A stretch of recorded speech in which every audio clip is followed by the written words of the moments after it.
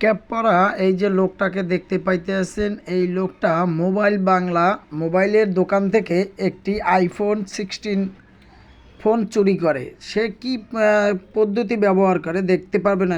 সে এই দোকানের যে ছেলেটা ছিল একে বিভিন্ন কাজে ব্যস্ত রেখে এর এদিক ওদিক বিভিন্ন রকমের আইফোন চার্জার কেবল এগুলো নানা এটা নাই তার বিভিন্ন রকমের পদ্ধতিতে সে ব্যস্ত রাখে। এই দেখেন এই যে ফোনটা ধরছে, ফোনটা ধরে এই ফোনটাকেই সে নিয়ে যাবে কি সিস্টেমে দেখবেন না। এই ফোনটাকে এই আপনার বুঝাইতে আছে বিভিন্ন রকমের ভংসং বুঝাইতে আছে দোকানে। ও একাই ছিল থাকার কারণে ওকে বিভিন্ন রকমের অ্যাঙ্গেলে মানে এদিক ওদিক করেছে।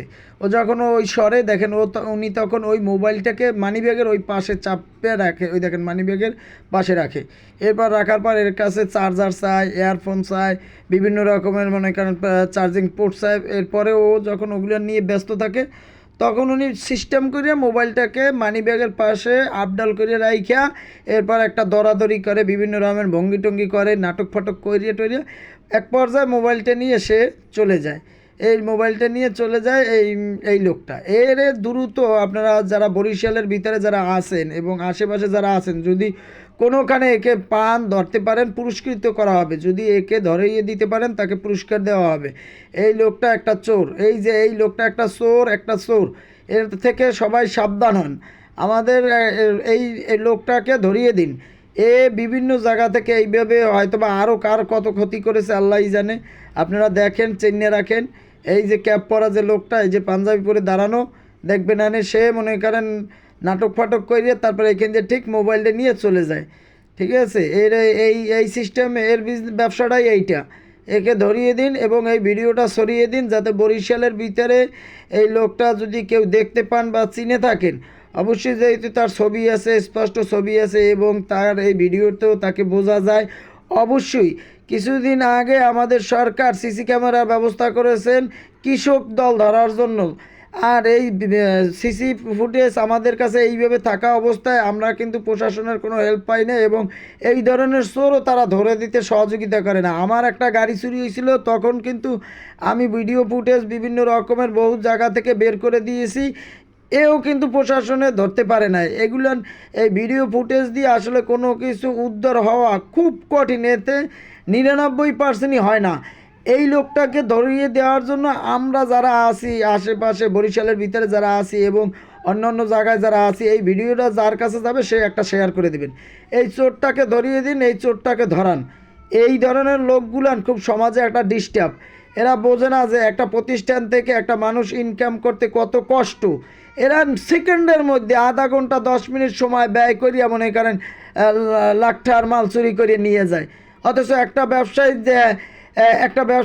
একটা পণ্য বেচার পর তার কয় টাকা লাভ হয়, কি থাকে তার এই দোকান ভাড়া, স্টাফ খরচ, বিভিন্ন রকমের খরচ মরচ দিয়ে টিকে থাকা কিন্তু খুব কঠিন বর্তমানে ব্যবসা বাণিজ্যের অবস্থা।